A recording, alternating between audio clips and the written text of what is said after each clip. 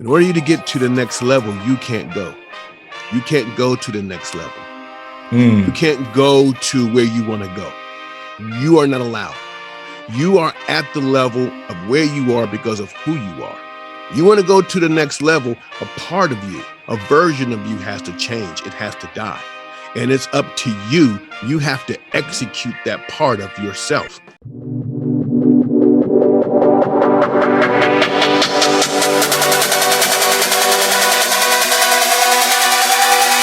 There is something special inside you.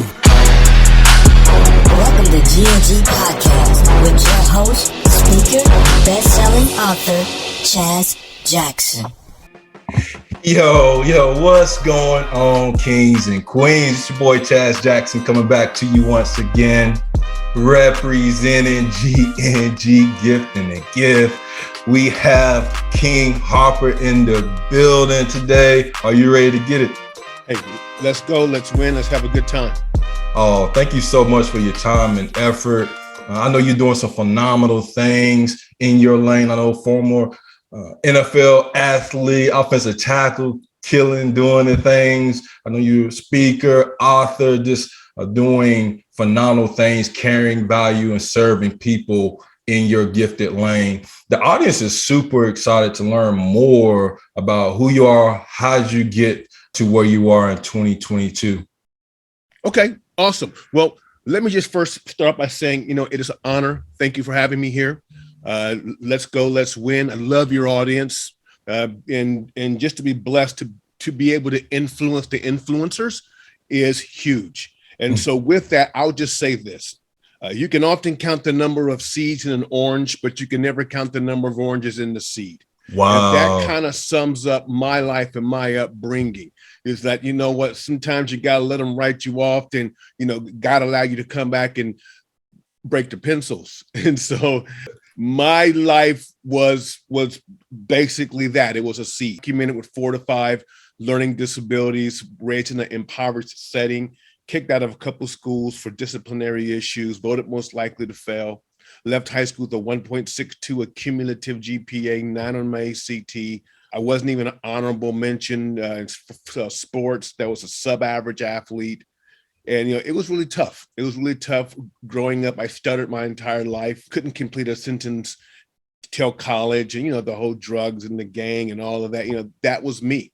And I was slated for just a sub-average or average life. And I was okay with that until I got a phone call from a junior college in Mason City, Iowa. And that first year playing football, and I don't know why he chose me. He was like, well, the coach believes you have this thing called potential. You always say potential, right? That's a buzzword in youth, potential. And as I mentioned that seed earlier, once I was placed in different soil, and that right there is so important. And that's one of the huge catalysts and things that actually transformed my life is that I moved from Columbus, Ohio, south side of Columbus, Ohio, to Mason City, Iowa.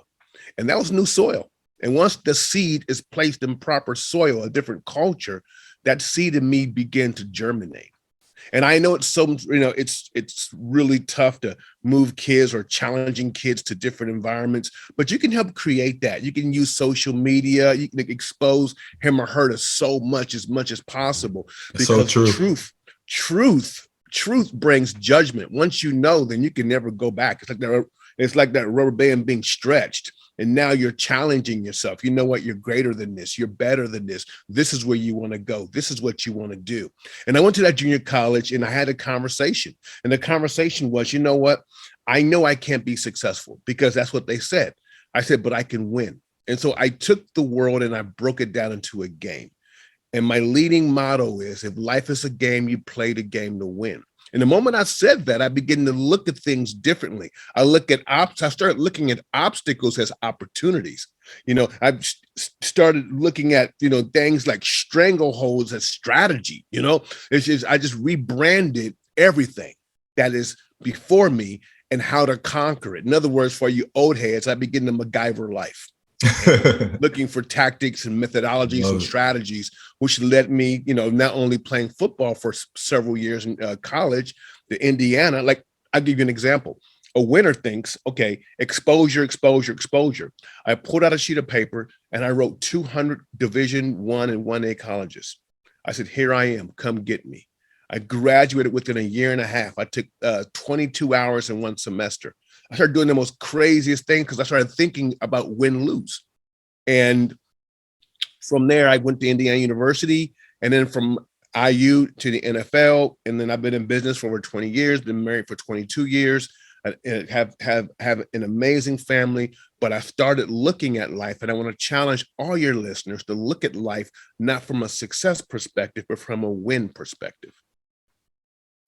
I really love that. Thank you so much for diving deeper into your story, doing amazing things, overcoming adversity. And what really stood out amongst many, and I'm sure whoever's listening can agree with your culture, how that renewal, that mind shift took over when your culture changed, and you used the analogy of soil being planted and rooted in good ground. And I love the title of your book, The Winning Edge, because it takes great culture, a great foundation. I love using an analogy with my audience of, relationships can either nourish you or drown you.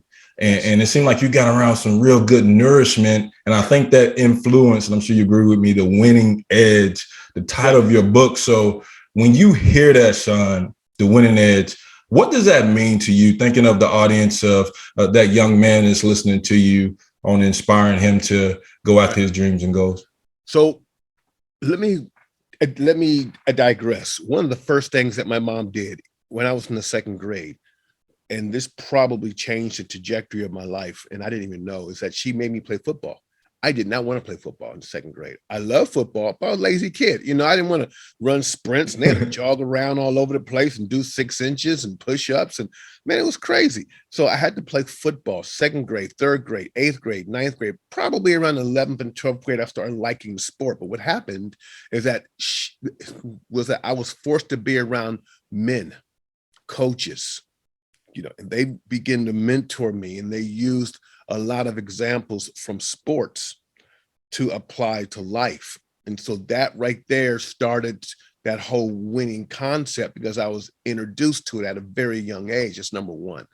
When you think of the word edge, you think of what is going to give you a little bit more than the next person. What's going to, strengthen you or give you that ability to stand out from the competition.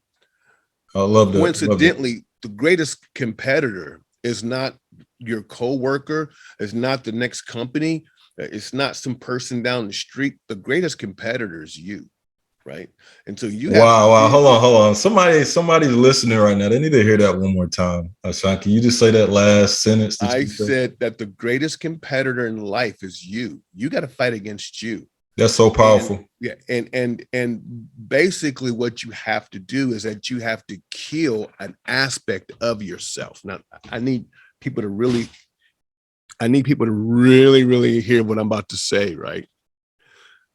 In order for you to get to the next level, you can't go. You can't go to the next level. You can't go to where you want to go. You are not allowed. You are at the level of where you are because of who you are. You want to go to the next level, a part of you, a version of you has to change. It has to die. And it's up to you. You have to execute that part of yourself. So I just mentioned the word lazy when I was younger. I'm not lazy now. I had to execute that. I had to be willing to do what other people won't do. Right now I'm a few pounds overweight. As far as I'm concerned, I have to execute that. Because you don't see a lot of real heavy motivational speakers on stage, right? And guess what? And number two, it's not healthy. Like, I'm in my 50s. It's not healthy. And if I want to make it to my 80s and 90s, I got to execute. There's aspects of my life I have to execute. You can't go to the next level. A new you will exist at the next level.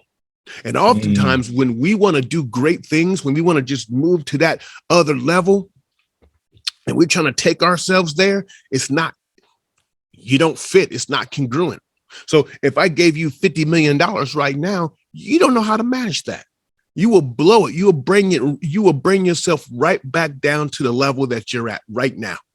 That's where you are. Wow. So education leads to transformation. And you have to educate yourself not only in, aptitude and math or whatever. You got to educate yourself in life. Life is always teaching. The question is, are you listening? I know whoever's listening to you, they either paused it and recollecting on it, or they're like, man, let me go ahead and hit that rewind button. I just need that last 2.5 minutes to just start over and really listen to it again, because it was so much value given there. And you becoming a different version of yourself, knowing that, me being a man of faith, the Lord hears my prayers. He's like, yo, I believe you can do that, but I need you to renew your mind. I need you to transform yourself to become that individual that you're praying to me about, that others are praying to you about. I had a mentor say one time to me, somebody's praying for you to come into their life, but you haven't came into their life yet because you haven't become the person that they're praying for. So there's so many things that can kind of come out of that, man. And that was so much gold there. I really loved what you shared there. Careful. You got to be careful when you start saying, Lord, you have to be careful, because everyone wants the palace, but we don't want the pressure. And sometimes you got to go through to get to. And that transformation process is turning you into a different person. So now, since you mentioned faith, let's look at Joseph. Joseph wasn't ready. He spent 14 years in prison. And in those 14 years in prison, he got ready. So if you look at King David, before he took on Goliath, he killed a lion and a bear.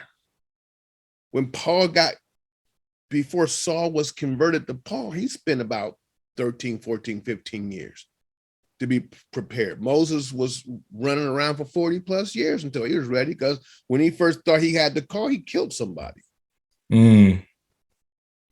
It takes the preparation, and that takes patience. Wow, that's so powerful. I know the Bible tells us love is patient. Like, there's a lot of qualities mentioned in 1 Corinthians 13, but that patience, that's gold. And just staying in your lane, knowing that it's a process, staying patient and waiting for that transformation to happen. Yeah. That's so much gold there. And I know someone's listening right now, Shawn, they're like, God, I love what he's saying. I love how, he's speaking life into me, because I truly believe, out there's some suffocating people, wherever journey they're in, their season, their chapter in life, and doing things that is fashion is giving oxygen to them, if that makes sense. So I know they want more oxygen from you. They want to support you. They want to know what you have going on for the rest of 2022 as we continue through the summer into the fall. Can you share your contact information? Ways that we can be praying for you and getting more in front of you. You can go to my website at shawnharper.org.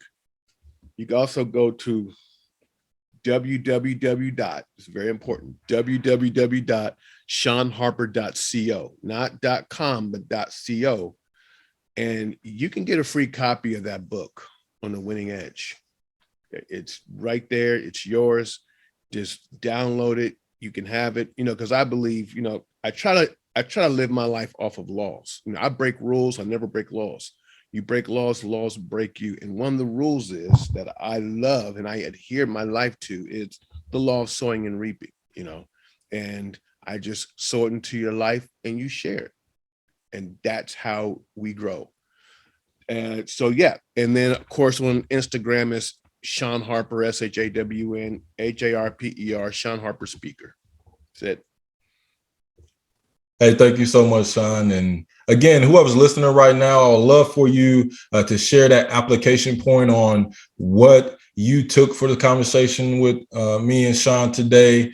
Whether you're listening to us on Facebook, YouTube, one of the podcast platforms, we really need your help and your wisdom to share this with somebody. Share this message of that winning edge, how to transform lives, and what you have to say matters. No one is too small to be a difference maker right now. Again, you are gifted differently to make a difference right where you are right now. And so much value given. I know the platforms so excited and so, just overtaken by this message, Shawn. And again, we thank you for coming on to GNG podcast and just shining your light and leading people towards greatness. Thank you. Play to win. Yes, sir. I'm going to lead us out. I told you guys it's going to be phenomenal again. Stay up with GNG. More episodes are coming soon. As always, I know listeners that tune into us on a consistent basis know this, but I know there's someone new listening. I want you to do two things for me. Keep that crown on your heart. And please remember this. We are God's echo. I love each and every one of you guys. Peace.